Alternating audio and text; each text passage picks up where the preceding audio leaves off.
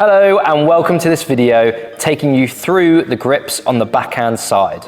The reason for this video is that we've had some comments saying that they're not sure what grip to use on the backhand side for certain shots. So I'm going to take you through a variety of shots that are played on this backhand side and the grips that you should be using for that shot. Let's get into it. So Dean, where does the confusion come in with the grip on the backhand side? I think the main confusion on the backhand side is there's not one grip.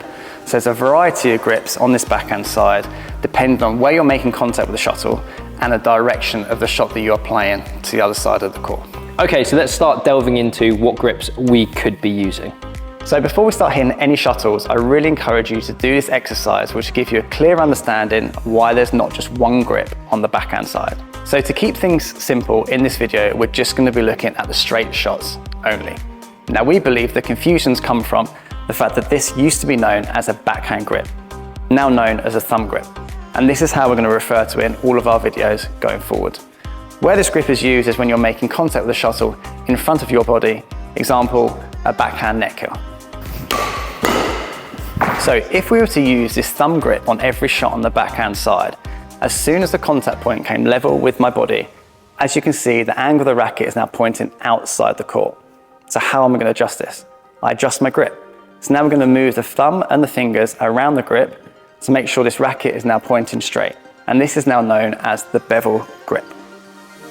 Okay, so now we're familiar with the bevel grip, which is used when we're making contact level with our body. What happens if the shuttle goes behind our body?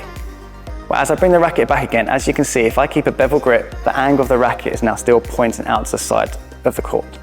So what do I need to do? I need to change my grip again. So I rotate my fingers and my thumb around the grip, and now the racket head is now pointing straight. So the thumb is now down the thin side of the grip and the fingers feel similar to a panhandle grip. So Dean, obviously we've spoken about almost 3 different varieties there of a grip we can use on the backhand side, and I can almost see people thinking, well, that's a lot to do in such a short period of time. How can you make it easy?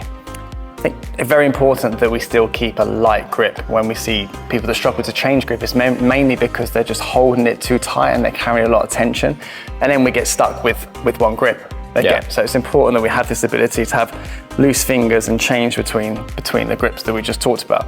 The other thing is as well, just to try to bear in mind, is even though we've mentioned a few, it's not too far around the grip when you break it down, around 90 degrees. If the thumb is, this is thumb grip, the maximum you go in is kind of thumb on the side. So it's all about being loose and having this ability to roll the fingers and the thumb. And it's not completely set. It's not a thumb grip is completely perfectly on the fat bit. It might be slightly over, and it doesn't mean you can't.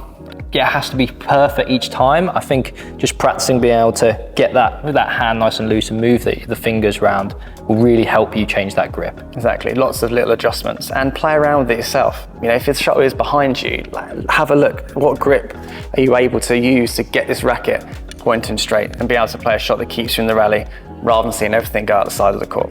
So what we're going to do now is take you through a variety of straight backhand shots you can play and what grip you should be using for them.